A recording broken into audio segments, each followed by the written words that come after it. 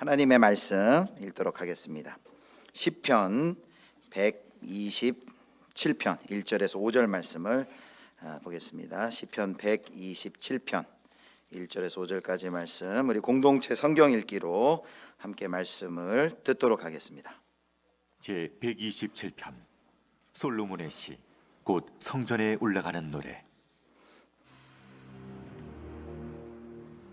여호와께서 집을 세우지 아니하시면 세우는 자의 수고가 헛되며, 여호와께서 성을 지키지 아니하시면 파수꾼의 깨어있음이 헛되도다. 너희가 일찍이 일어나고 늦게 누우며 수고의 떡을 먹음이 헛되도다. 그러므로 여호와께서 그의 사랑하시는 자에게는 잠을 주시는도다. 보라, 자식들은 여호와의 기업이요 태의 열매는 그의 상급이로다. 젊은 자의 자식은 장사의 수중의 화살 같으니 이것이 그의 화살통에 가득한 자는 복되도다. 그들이 성문에서 그들의 원수와 담판할 때에 수치를 당하지 아니하리로다. 오늘 시편 127편 말씀의 제목은 아버지 등에 업히다라는 제목입니다. 오늘 아버지와 어린 자녀가 교회에 기도하러 갔습니다. 아버지가 옆에서 열심히 기도하는 거예요. 오 우리 하나님 아버지, 오 우리 하나님 아버지. 그 기도하는 모습을 아들이 옆에서 보면서 이 아들도 따라서 이렇게 기도합니다. 오 우리 하나님 할아버지, 오 우리 하나님 할아버지. 그러자 아빠가 조용한 목소리로 아들에게 이렇게 얘기를 하는 겁니다. 야, 하나님 아버지라고, 너도 하나님 아버지라고 기도하는 거야. 그렇게 얘기하는 겁니다. 그러니까 이 아들이 이해가 잘 안 된다는 듯이, 왜 하나님은 아빠한테도 아버지인데 왜 나한테도 아버지야? 그런 궁금한 태도로 얘기하니까 나한테도 아버지지만 너한테도 아버지인 거야. 우리 아들 똑똑하니까 잘 이해하겠지? 하니까 알았어요 아빠 하면서 마지못해서 이해하는 듯한 표정을 지으면서 이해하겠지 하고 물어보니까 이렇게 대답하더랍니다. 그래 알았어 형 하고 대답했답니다. 예. 우리가 예수 믿는 사람들이 다 하나님을 누구나 다 할아버지도 아버지도 아들도 손자도 다 아버지라고 부르죠. 그래서 커서 예수 믿게 된 분들은 신앙생활하면서 어색한 것 중에 하나가 하나님을 아버지라고 이렇게 부르는 거라고 합니다. 사실 모든 종교 중에 믿는 신을 아버지라고 부르는 종교는 우리 기독교밖에 없죠. 하나님을 아버지로 부르는 것 너무나도 영광스럽고 너무나도 좋은데, 그런데 우리가 하나님을 아버지로 부르기 때문에 아버지 앞에 잘 못 나갈 때가 있어요. 왜냐하면 우리가 또 굉장히 우리나라가 유교적이고 가부장적이라서 아빠한테 받은 상처들이 좀 많이 있어요. 특별히 따님들이 보면 이렇게 아빠한테 상처들이 많더라고요. 그러다 보니까 하나님 아버지 하면 그 아빠한테 받은 상처가 그 부름 속에 투영이 돼서 하나님이 좀 무서운 분, 엄한 분, 두려운 분으로 알게 돼서 그 아버지 앞에 마음껏 나아가 그 풍성한 은혜를 누려야 되는데 영적 고아처럼 하나님께 못 나아가는 그런 분들이 있습니다. 그래서 오늘 시편 127편에는 하나님이 우리의 어떤 아버지가 되시는지 우리에게 알려줍니다. 그래서 오늘 시편 127편의 말씀을 통해서 함께 하나님의 어떤 아버지시고 우리를 위해 어떤 일을 하시는지를 우리가 함께 살펴보려고 합니다. 시편 127편은 이제 지혜시라고 불리는데요. 120편부터 134편의 15편이 성전으로 올라가면서 하는 노래예요. 즉 그때 제사를 지내기 위해서 예루살렘 성전으로 올라가는 사람들이 이 찬양을 부르면서 제사를 드리기 위해, 예배를 드리기 위해서 올라갔다라는 거지요. 그런데 표제어가 있는데 거기 뭐라고 되어 있냐면 솔로몬의 시, 곧 성전에 올라가는 노래 이렇게 되어 있습니다. 솔로몬의 시다 이렇게 되어 있습니다. 솔로몬의 시가 라고 적혀 있는 이 부분이 매우 이 성경을 해석하는 데 중요합니다. 이따가 이 부분을 함께 설명하도록 하겠습니다. 자, 그러면 우리 1절 말씀, 1절을 같이 함께 읽습니다. 1절 우리 같이 읽습니다. 시작. 여호와께서 집을 세우지 아니하시면 세우는 자의 수고가 헛되며, 여호와께서 성을 지키지 아니하시면 파수꾼의 깨어 있음이 헛되도다. 아멘. 시편 127편의 이제 1절과 2절은 하나님 없이 수고하는 인생이 얼마나 그 수고와 노력이 헛된가를 예를 들어서 설명을 해요. 세 가지 예를 들어요. 그래서 1절에 보면 2개, 2절 상반절에 이제 나머지 1개가 나오는데, 첫 번째 예는 이겁니다. 나와 있죠. 집을 세우지 아니하면, 여호와께서 집을 세우지 아니하시면, 원문에 보면 이제 만약이라 돼 있어요. 만약 여호와께서 집을 세우지 아니하시면 세우는 자의 수고가 헛됩니다. 건축가의 예를 듭니다. 아무리 집을 짓는다 하더라도 여호와께서 함께하지 않으면 소용없다, 그렇게 얘기하고요. 두 번째 예는 성을 지키는 이야기가 나옵니다. 여호와께서 성을 지키지 아니하시면 파수꾼의 깨어 있음이 헛되도다. 만약 하나님께서 성을 지켜주지 않으시면 아무리 파수꾼이 열심히 경계하고 성을 지켜도 헛되다, 이렇게 얘기합니다. 두 가지 예, 집을 짓고 성을 파수하고, 그 다음에 세 번째가 이제 2절 상반절에 나옵니다. 2절 상반절 보겠습니다. 너희가 일찍이 일어나고 늦게 누우며 수고의 떡을 먹으며 헛되도다. 세 번째 예는 이겁니다. 열심히 일하는 거예요. 아침 일찍 일어나서 일하러 나가고요. 그리고 늦게 누우며, 그러니까 일하다가 너무 늦게 들어왔나 보다 하는데 원어에는 늦게 앉으며입니다. 늦게 앉아서 저녁 식사를 하는 거예요. 얼마나 일을 늦게까지 했는지, 늦게 이제 저녁을 먹을 정도로 그렇게 수고하고 고생하며 수고의 떡을 먹어도 그것이 헛되도다. 어떻게 해요? 여호와께서 함께하지 않으시면이라고 얘기합니다. 그래서 우리는 1절과 2절 말씀 중에서 여호와가 함께하지 않고 여호와와 상관없이 내 아무리 나의 수고와 노력과 열심히 근심하며 고생하며 일한다 할지라도 그 수고가 헛되다라는 교훈을 얻을 수 있습니다. 성경에서 예를 들면 창세기 11장의 바벨탑 쌓는 사건이죠. 그 사람들이 하나님과 상관없이 또 하나님의 명령에 순종치 않고 자기들의 지혜로 높은 곳에 이르는 그런 노력을 했지만 하나님이 원하시지 않고 하나님이 그것을 파하셨을 때 아주 흩어지고 그것이 헛된 것이 되었죠. 마치 모래성이 쓰러지듯, 그리고 물결이 한번 일고 없어지듯 그렇게 헛되다라고 이야기를 하고 있습니다. 그래서 오늘 우리 시편 127편을 시작하면서 첫 번째 이런 영적인 교훈을 얻을 수 있습니다. 자, 첫 번째 우리 같이 한번 읽겠습니다. 시작. 하나님이 없는 인간적인 수고와 근심은 헛되다. 아멘. 1절과 2절을 통해 우리에게 뭘 얘기해 줍니까?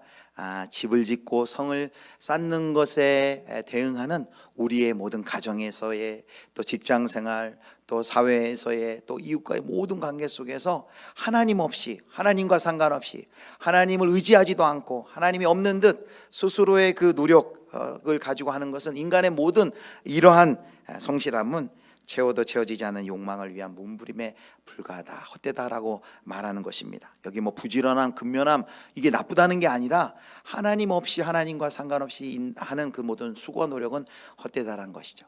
여기엔 전제가 있습니다. 왜 하나님 없이, 하나님을 의존하지 않고 하는 그 모든 노력과 수고가 헛될까요? 하나님이 온 세상을 다스리고 주관하시기 때문입니다. 하나님이 온 세상을 다스리고 주관하시기 때문에 그 하나님과 상관없는 일, 그 하나님을 의지하지 않는 일은 헛된 수고라는 것이죠. 그러므로 오늘 1절과 2절은 우리에게 이렇게 얘기하는 것이죠. 그러므로 하나님과 상관없는 노력을 그치십시오. 하나님을 전적으로 의지함으로 그 일들을 행하십시오. 하나님의 뜻에 맞게 하나님의 뜻을 구하며 일하십시오 라고 우리에게 말하는 것이죠. 사랑하는 성도 여러분, 우리 1, 2절을 읽을 때마다 아마 성도님들 중에 고개를 끄덕이시는 분들도 있을 거예요. 맞아요. 하나님과 상관없이 아무리 나 혼자 수고하고 애쓰고 노력한다 하지만 그것이 참 지나보면 다 헛된 것이었지라는 그런 공감과 그런 반응을 하실 성도님들이 많이 있으실 것입니다. 여러분, 우리는 성도님들을 살아가시면 언제 그런 헛됨을 우리의 삶 가운데 경험해 보셨습니까? 하나님 없이 내가 정말 젊은 날, 하나님 없이 내가 너무나도 수고하고 노력했지만 그것이 하나님 없는, 하나님을 의지하지 않는 내 힘과 노력은 정말 헛되구나 라는 것 우리가 경험했을 것입니다. 오늘 첫 번째 교훈이 그것입니다. 하나님 없는 노력과 인간의 수고가 헛되다라는 것입니다. 자, 그 다음에 이제 2절 하반절을 보면요, 여기까지 이해하는 데는 어려움이 없는데 하반절을 보면 좀 이렇게 생뚱맞은 듯한 그런 표현이 있습니다. 2절 하반절 그러므로부터 읽을까요? 시작. 그러므로 여호와께서 그의 사랑하시는 자에게는 잠을 주시는도다. 아멘. 그러므로는 참으로예요. 참으로 여호와께서 그의 사랑하시는 자에게는 잠을 주시는도다 그랬습니다. 이 잠이 많은 분들에게는 참 위로가 되는 말씀이죠. 내가 왜 이렇게 예배 시간에 잠이 많이 오는가 봤더니 하나님이 나를 얼마나 사랑하시는지 나에게 잠을 주셨구나, 이렇게 생각하실 수 있습니다. 예, 정말 잠은 우리에게 평안과 쉼의 선물임에 분명합니다. 그렇다고 또 잠이 안 오는 불면증 환자분들은 그럼 나는 하나님이 사랑하시지 않나? 이렇게 생각하실 필요는 없죠. 여기 하나님께서 사랑하시는 자에게 잠을 주신다라는 뜻은 무엇일까요? 이것을 이제 해석하려면 여기 이제 아까 나온 표제, 솔로몬의 시라는 것을 기억해야 됩니다. 솔로몬의 시라는 것은 솔로몬에 의해서 쓰여졌다는 뜻도 되겠지만 솔로몬을 위한이란 뜻도 되고 솔로몬에 관한이란 뜻도 됩니다. 어찌됐든 이 시가 솔로몬하고 매우 긴밀한 관계가 있는 시라는 걸 보여주는 거예요. 자, 그런데 2절 하반절에 그의 사랑하시는 자라고 했습니다. 여러분, 사랑하시는 자라고 할 때 솔로몬하고 연관 지어볼 때 어떤 사건이나 어떤 생각이 혹시 떠오르지 않으세요? 자, 솔로몬의 이름이 뭐였을까요? 솔로몬이 바세바와 다윗의 범죄한 후에 첫 번째 아이가 죽은 후에 두 번째 아이가 태어났을 때 하나님이 그들을 위로하시기 위해서 솔로몬의 이름을 직접 장명을 해주셨어요. 그 장면을 한번 보겠습니다. 자, 사무엘하 12장 25절. 자, 우리 같이 읽겠습니다. 시작. 선지자 나단을 보내 그의 이름을 여디디아라 하시니 이는 여호와께서 사랑하셨기 때문이더라. 아멘. 하나님께서 이제 태어날 아기의 이름을 져주셨는데 여디디아라고 지셨어요. 여디디아는 두 가지 단어가 합성된 거예요. 그래서 여디디아는 야디드라고 하는 그 단어와 야라는 단어가 합성됐어요. 야디드라는 단어는 사랑하시는 이란 뜻이고 야는 야훼, 여호와예요. 여호와께서 사랑하시는 자다, 여디디아다 라고 하나님이 친히 이름을 아주 멋지게 지으셨어요.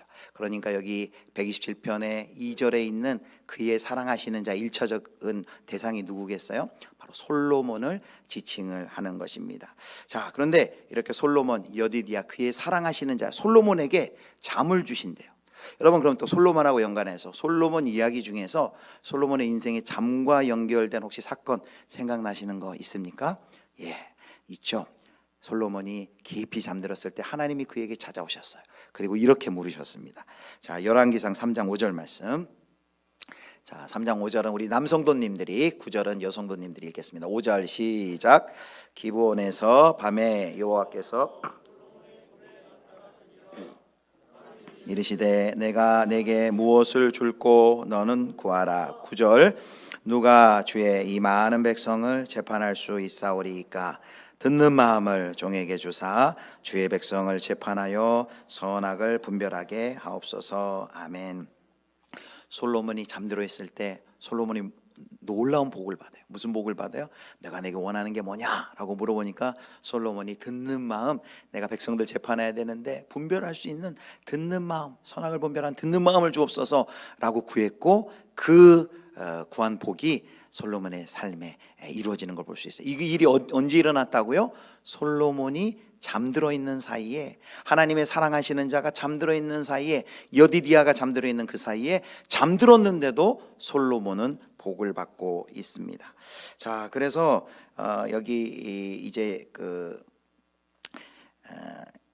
하나님께서 사랑하시는 자에게 잠을 주시는 도다라고 했는데, 우리 개역 성경은 사랑하시는 자에게 잠을 주시는 도다라고 했는데 세번역 성경은 다르게 번역했어요. 두 가지로 다 번역을 할 수 있어요. 세번역 성경은 어떻게 번역했냐면, 진실로 주님께서는 사랑하시는 사람에게 그가 잠을 자는 동안에도 복을 주신다. 그러니까 개역은 잠을 주시는 도다 했는데 세번역은 잠을 자는 동안에도 복을 주신다. 솔로몬의 경우가 그거죠. 잠을 자는 동안에도 하나님께서 그에게 찾아와서 복을 주었다라고 말씀을 하고 있습니다.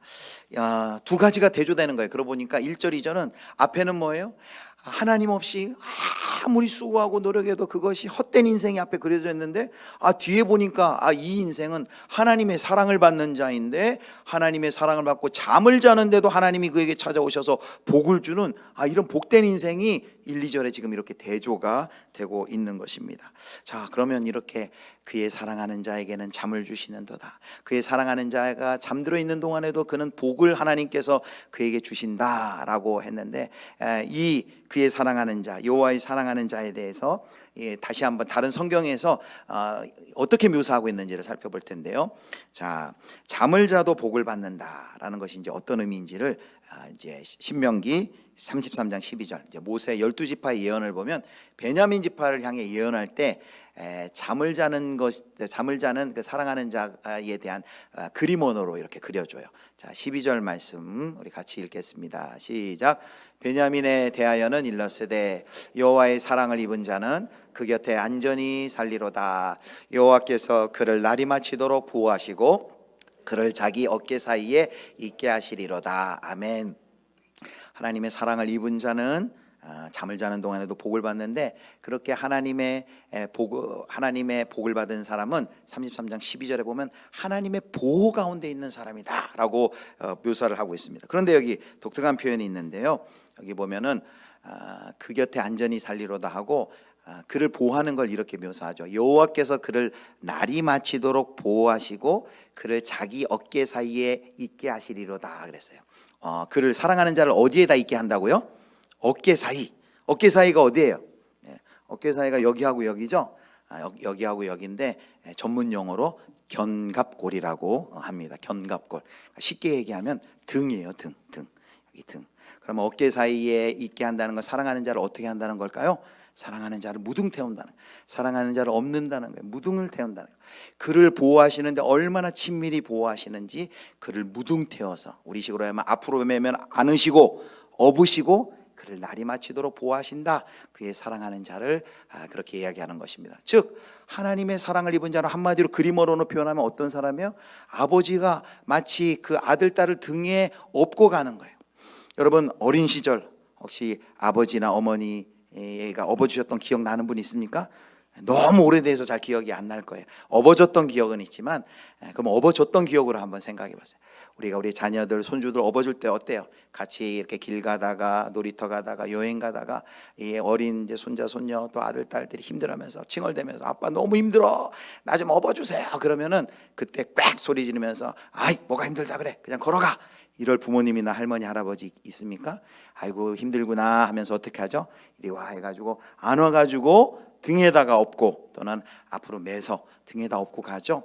바로 이 그림 언어를 우리에게 보여주는 것입니다. 우리를 보호하시는데 어떻게 보호하시는데 가장 친밀하게 손잡는 것도 가깝지만 그 정도가 아니라 그를 안든지 업든지 그를 등에 무등 태워서 간다. 누구를? 사랑하시는 자를. 그런데요 생각해 보세요. 그렇게 무등 태워서 등에 이 아들 딸을 업고 가면 이 아이가 여행길을 계속 가는데 여행길을 가는데 너무 힘이 들어요.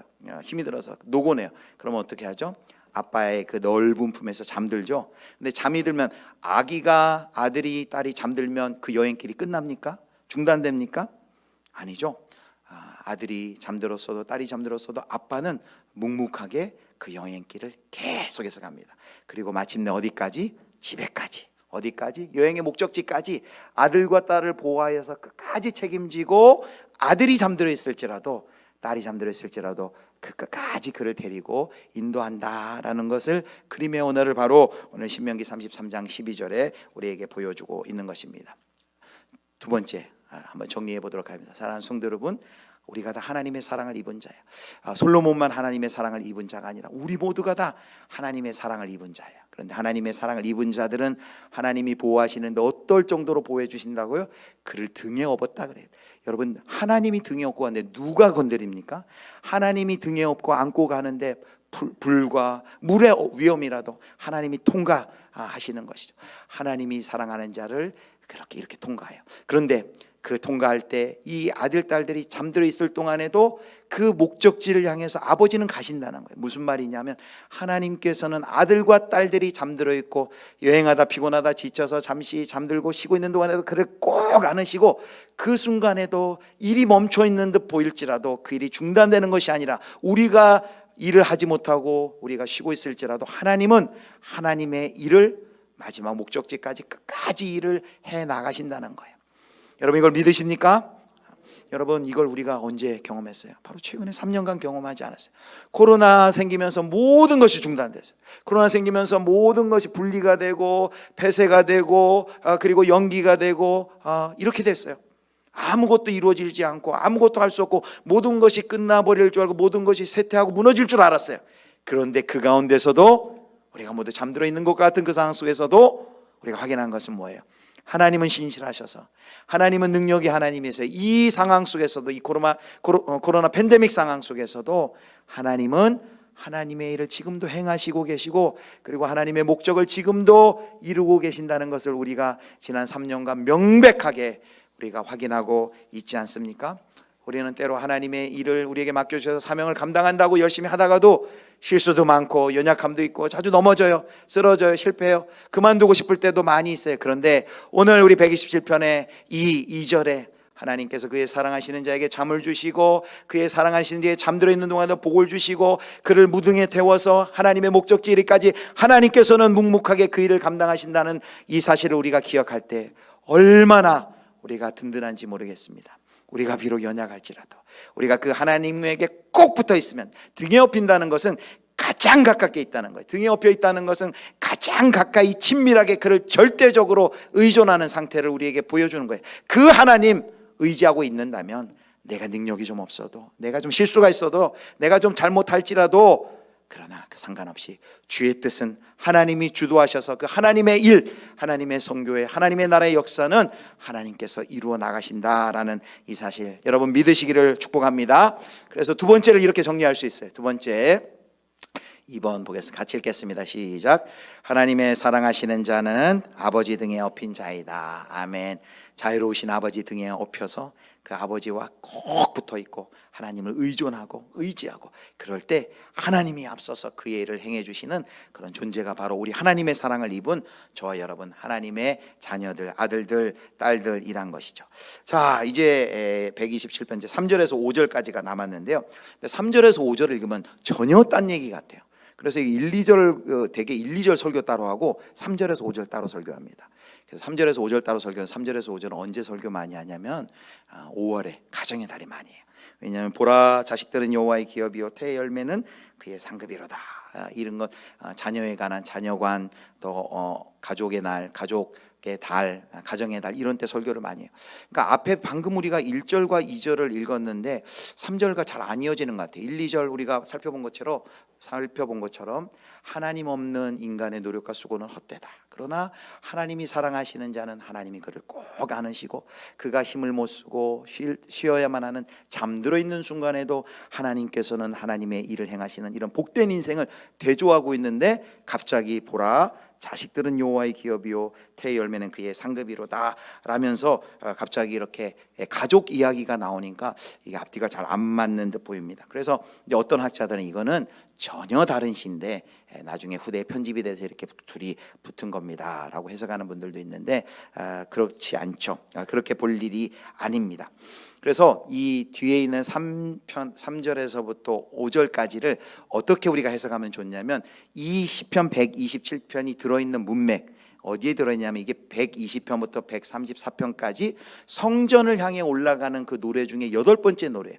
성전을 향해 올라가는 그 노래 가운데 이 노래가 있다는 것을 기억하고, 또 우리가 표제가 뭐라 그랬어요? 솔로몬의 시라는 것을 기억하면서 우리가 이 3절에서 5절까지가 도대체 무슨 내용인지, 앞에 1, 2절과는 어떻게 이어지는지를 우리가 살펴보면 좋을 것 같습니다. 자, 여기 이 배경이 120편부터 134편의 배경은 뭐냐면요, 성전을 향해 올라가면서 하는 노래예요. 성전을 향해 예배드리기 위해서, 제사 지내기 위해서 올라가면서 부르는 노래. 그래서 배경이 뭐냐면 성전이에요. 배경이 뭐냐면 예루살렘 성이에요. 하나님의 임재가 있는 시온성, 예루살렘성, 성전이 배경이 되고 있다는 것을 기억을 해야 됩니다. 특별히 솔로몬의 시예요. 솔로몬에 의한, 솔로몬을 위한, 솔로몬에 대한 시예요. 그 말은 무슨 말이냐면 성전과 다윗의 후손들에 관한 이야기라는 것입니다. 자, 그렇다면 우리가 이 이야기가 3절부터 5절 이야기가 크게 성전과 그리고 예루살렘 성과 그리고 다윗의 후손들과 관련된 이야기다라는 것을 살펴볼 수 있어요. 그것을 또 확실히 할 수 있는 것은 1절에 우리가 살펴본 대로 여호와께서 집을 짓지 아니하시면, 또 성을 세우지 아니하시면 했는데, 그 집 집과 성을 그 20편과 시편 120편부터 130편 그 성전을 향해 올라가는 노래에서는 그 집과 그리고 성이 어떻게 해석이 됐는지 용례를 보면은 우리가 시편 127편에 그것을 우리도 해석할 수 있겠죠. 자, 같은 성전을 향해 올라가는 노래에서 시편 122편 1절에 보면 그 집을 뭐라고 해석했냐면 성전이라고 해석했어요. 자, 122편 1절 보겠습니다. 자, 우리 호산나 찬양대가 읽어주세요. 시작. 사람이 내게 말하기를 여호와의 집에 올라가자 할 때에 내가 기뻐하였도다. 아멘. 그래서 그 집을 여호와의 집이라고 지칭하면서 이게 성전을 의미해요. 그러니까 우리 시편 127편 1절에도 그 집을 성전이라고 해석할 수 있어요. 또 그러면 1절에 127편 1절에 성은 어떻게 해석할 수 있을까요? 성은 뭐 그냥 성읍이라고 해석하면 되는데 실제로 그 120편과 134편 그 사이에서도 이렇게 해석을 했어요. 자, 122편 3절에 보면 성을 어떻게 해석했냐면, 자, 예루살렘아 너는 잘 짜여진 성읍과 같이 건설되었도다. 즉 그 성은 무슨 어느 성이냐? 예루살렘 성이라고 말하는 것입니다. 그리고 이제 3절에서 5절에 보면 거기 자식들이란 말이 계속 나와요. 자식들은, 또 젊은 자의 자식은, 이런 표현들이 많이 나오는데 이 자식은 뭐냐면 히브리 자식은 이라는 것은 아들들이란 뜻도 되고요, 또 후손들이란 그런 뜻도 됩니다. 즉 3절에서 5절까지는 다윗의 후손들, 자손들의 이야기라는 거예요. 자, 그렇다면 우리가 3절부터 5절까지를 그냥 단순히 어느 한 가정의 이야기로 볼 것이 아니라 이 3절에서부터 5절까지 이야기는 어떤 이야기예요? 예루살렘 성전에 관한 이야기고, 하나님의 임재하시는 예루살렘 성에 관한 이야기고, 다윗의 후손들, 다윗의 아들들, 다윗의 후손들에 대한 이야기라는 것을 살펴보고 3절부터 5절을 다시 보면은 이 이야기는 무슨 이야기냐면 하나님께서 하나님의 시온 성을 어떻게 세우실 건가, 한마디로 얘기하면 하나님의 시온 프로젝트에 대한 이야기예요. 다시 신약식으로 얘기하면 하나님은 하나님의 나라를 어떻게 세워나가시는가에 대한 조망을 우리에게 보여주고 있는 것입니다. 자, 그러면 우리 성경으로 좀 넓혀서, 그럼 하나님께서는 하나님의 나라 그 시온성을 어떻게 세워나가셨나요? 가장 그 시온성을 처음 세운 게 누구냐면 다윗이에요. 그리고 성전을 지으려고 시도한 이도 다윗입니다. 다윗이 어느 순간 내가 살고 있는 궁은 저렇게 화려한데 하나님은 거하실 곳이 없도다 라면서 그의 마음에 무슨 마음을 품었어요? 내가 하나님을 위해 성전을 내가 세워야지 라고 그 마음을 나단에게 보여주었어요. 그래서 나단을 통해 하나님께로부터 응답이 왔어요. 하나님의 응답이 뭐였습니까? 하나님 막 기뻐하셨나요? 야, 기특하다, 너밖에 없다 다윗, 역시 너는 훌륭해, 이렇게 하셨나요? 이렇게 얘기하셨죠. 아서라 아서, 네가 나를 위해 성전을 짓겠다고? 네가 나를 위해 성전을 짓는 게 아니라 내가 너를 위해서 집을 지어주겠다라고 말합니다. 그렇게 하고 그 유명한 사무엘하 7장에 보면 다윗 왕조를 영원히 세워주겠다는 다윗 언약을 맺어주세요. 자, 하나님의 그 시온성 예루살렘 성을 세우려는 그 하나님의 프로젝트는 이렇게 다윗을 시작으로 시작이 되었어요. 다윗의 아들 솔로몬 때 이 어떻게 하나님의 그 시온성에 세우는 프로젝트가 어떻게 발전이 됐나요?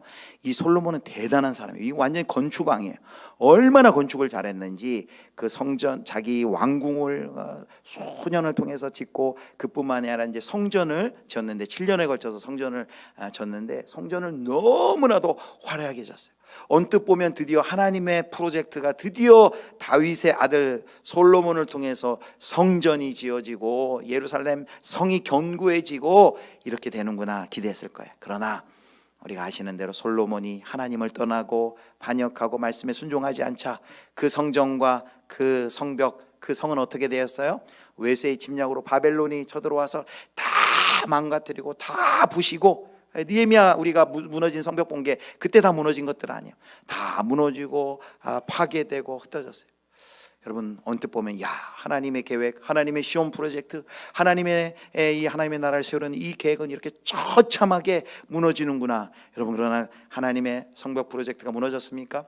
그 사이에 우리가 살펴본 것처럼 느헤미야 이야기도 들어가지만 결국은 이 이야기, 이 시편 127편 3절에서 5절 이 말씀이 성취는 여러분, 어떻게 하나님은 하나님의 성전과 하나님의 예루살렘과 그 다윗의 후손들, 하나님이 약속하신 그 다윗의 후손들을 향한 그 하나님의 언약을 하나님께 성취하셨나요? 하나님께서는 바로 하나님의 아들 예수 그리스도를 통해, 예수 그리스도를 보내심으로 그를 통해서 그가 이 성전이 되게 하시고, 하나님의 눈에 보이는 성전은 무너졌지만 예수 그리스도의 삶과 고난과 죽으심과 부활을 통해서 그를 통해 이 하나님의 성전을 세우시고 하나님의 백성을 세우시는 이 하나님의 시온의 프로젝트를 예수 그리스도를 통해 이루신 줄을 여러분 믿으시길 바랍니다. 그 예수님께서 이 땅에 오셔서 처음 공생애를 시작하며 세례받을 때 하늘로부터 들려온 음성이 여러분 뭐였는지 기억하십니까? 이는 내 사랑하는 아들이요.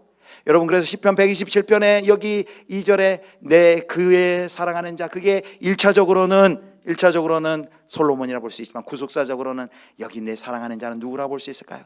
바로 우리 주 예수 그리스도. 예수 그리스도 그의 사랑하시는 자에게 잠을 주시는도다.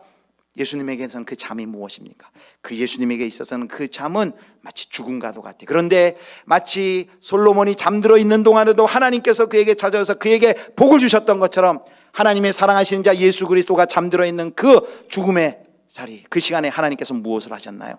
하나님께서는 죽음 가운데 부활을 계획하시고 그리고 그를 부활시키신 것입니다. 그래서 예수 그리스도를 통해서 하나님의 이 프로젝트, 하나님의 성전이 세워지고 하나님의 백성들이 세워지는 그런 놀라운 역사가 이루어지는 거예요. 그래서 여기 시편 127편의 이 노래는 그 구약의 옛 성도들이 제사를 지내면서 그래서 그렇게 찬양하며 사모하며 부르는 거예요. 우리 조상의 역사들을 보면 솔로몬도 그렇고 하나님 없이 성을 쌓고 집을 짓는 것, 그것이 모두가 헛되다는 것을 너무나도 역사 가운데 분명히 확인을 했기 때문에 그들이 이 노래를 부르며 우리의 삶은, 하나님께 예배드리는 우리는 그 하나님 없는 인생이 아니라 하나님을 전적으로 의지하는 그런 인생 되게 하여 주옵소서라고 기도하면서 누구를 기대하는 거예요? 이제 그 하나님의 시오는 성 프로젝트를 이루실 그 메시아 구세주를 바라보면서 이 찬양을 부르는 겁니다. 그런데 그 찬양의 5절 말씀에 그 이루실 그 용사,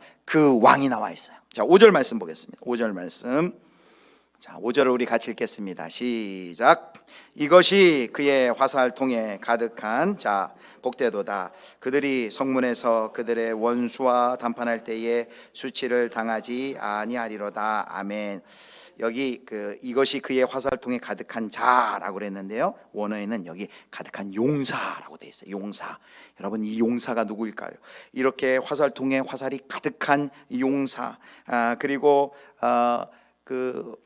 이 용사는 누구일까요? 그리고 그 화살통의 화살은 누구일까요? 바로 여기 용사는 누구를 얘기하면 바로 우리의 왕이신 예수 그리스도를 의미하는 거예요. 그리고 그의 왕이신 예수 그리스도 안에 가득한 화살통에 가득한 그 화살은 누구를 이야기하냐면 바로 하나님의 자녀라고 불리우는 그분의 백성을 이야기하는 거예요. 그래서 그분의 백성들이 그 하나님의 용사인 예수 그리스도를 통하여서 이루어지는 그 하나님의 나라와 그 하나님의 나라를 위하여 하나님과 예수님과 더불어 싸우는 그 용사들에게는 그들의 원수와 담판할 때에 수치를 당하지 아니하리로다 라고 말하고 있습니다. 그래서 우리는 세 번째, 오늘 세 번째 대지를 이렇게 정리할 수 있겠습니다. 세 번째 같이 읽겠습니다. 시작. 하나님은 예수 그리스도를 통해 하나님의 나라를 세우십니다. 아멘. 결국 이 구약의 수백 년 전에, 수천 년 전에 노래 불렀던 이 시편 127편 성전에 올라가는 이 노래가 누구를 통해 성취되었습니까? 오실 우리 주 예수 그리스도와 그의 백성들, 하나님의 자녀라 불리우는 그의 백성들에 의해서 이 노래가 성취가 된 것입니다.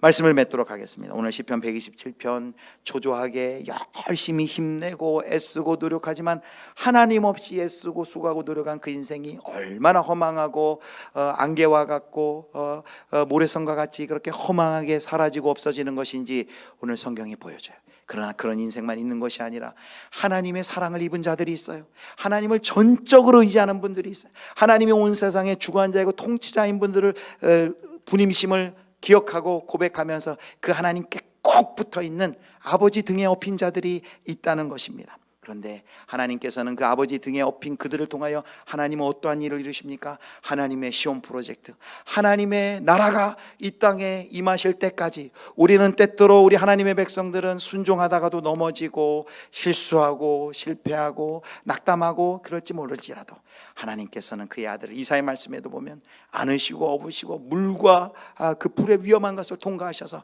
마침내 날이 마치도록 우리를 그 하나님의 완성의 자리까지 이끄시겠다, 인도하시겠다라는 것이 우리를 향하신 하나님의 불변하는 약속인 줄 믿으시길 바랍니다. 그러므로 여기 하나님의 등에, 우리가 성도는 하나님의 등에 업힌 자라고 하는데 그 말은 아무 일도 하지 말라는 게 아니라 이 표현은 하나님께 꼭 붙어 있다는 것은 하나님을 온전히 의지한다는 거예요. 하나님을 온전히 의지함으로 우리에게 맡겨주신 그 가정과 직장과 일터와 모든 그 사명을 감당하라는 거예요.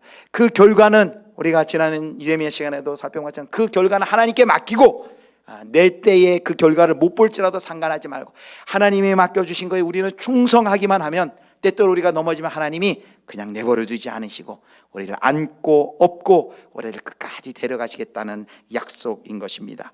사랑하는 성도 여러분, 모래 위의 발자국이라는 이야기 여러분 예화로 많이 들어보셨을 거예요. 유명한 이야기죠. 자막을 준비했는데 제가 읽을 때 다시 한번 이 이야기의 의미를 한번 생각해 보시길 바랍니다. 어느 날 한 사람이 밤에 꿈을 꾸었습니다. 주님과 함께 해변을 걷고 있는 꿈이었습니다. 그런데 하늘 저쪽으로 자신의 지나온 날들이 비쳤습니다. 한 장면씩 지나갈 때마다 그는 모래 위에 두 사람의 발자국이 난 것을 보았습니다. 하나는 그의 것이었고 다른 하나는 주님의 것이었습니다. 인생의 마지막 장면이 비쳤을 때 그는 모래 위의 발자국을 모두 돌아보았습니다. 그런데 그는 발자국이 한 쌍밖에 없을 때가 많다는 것을 알게 되었습니다. 그리고 그때는 바로 그의 삶에 있어서 가장 힘들고 어려운 시기들이었습니다. 그는 주님께 물었습니다. 주님께서는 언제나 저와 함께 해주시겠다고 약속하셨습니다. 그런데 제가 보니 어려운 시기에는 한 사람의 발자국밖에 없습니다. 제가 주님을 가장 필요로 했던 시간에 주님께서는 왜 저와 함께 하지 않으셨는지 저는 모르겠습니다. 주님께서는 이렇게 대답하셨습니다. 사랑하는 아들아, 나는 너를 사랑하기 때문에 버리지 않는단다. 내 시련의 시기에 한 사람의 발자국만 보이는 것은 바로 내가 너를 업고 갔기 때문이란다. 사랑하는 성도 여러분, 우리 아버지는 저와 여러분을 업고 가시는 아버지이심을 믿으시길 바랍니다. 어떠한 어려움과 또 위험 속에서도 사랑하는 아들, 딸들이 행여 다칠까봐 먼저 놀래시고 안으시고, 우리는 그 어려움 속에서 발걸음 한 방울조차, 한 걸음조차 내놓지 못할지라도 하나님의 그 일은 중단되지 않아요. 하나님께서는 목적지까지 그 일을 묵묵히 이루어 나가실 것입니다. 우리가 할 일은 그 하나님 등에 업혀서 그 하나님 꼭 붙들고 그 하나님 의지하면서 하나님의 은혜를 구하며 나갈 때 우리는 어느덧 저 천성, 우리 주 예수 그리스도 기다리고 계신 그 천성에 우리는 이르게 될 것입니다. 저와 여러분이 하나님의 등에 업혀 하나님을 전적으로 의지하는 믿음의 자녀들로 살아가시는 그 귀한 은혜가 있기를 주님의 이름으로 축원합니다.